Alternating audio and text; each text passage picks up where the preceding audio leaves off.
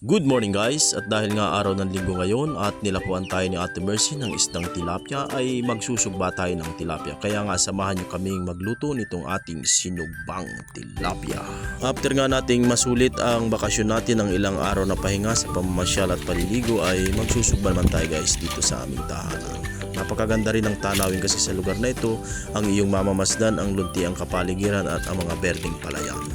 Kaya nga katulong natin si Master DJ ay ginayat na niya ang ating mga pantapping sa ating sinugbang tilapia. At nagayat na siya dyan ng kamatis na pampakinis ng pulis na may disenyo pa guys.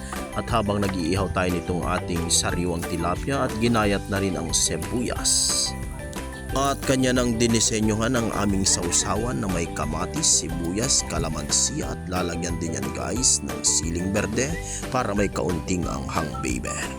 At ayan na nga guys, ibinuhos na ang itim na pato na pampaalat natin na sausawan natin ng ating sinugbang tilapia.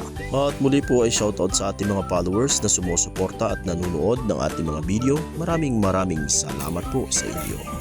At ayan na nga guys, luto na rin ang ating sinugbang tilapia. Pwede na tayong umatake, samahan nyo kami na matikman itong ating nilutong sinugbang tilapia baby. Napakasarap talagang kumain guys tuwing araw ng linggo na kasama mo ang iyong mga mahal sa buhay. Kaya nga ano pang hinihintay nyo, muli samahan nyo kaming umatake.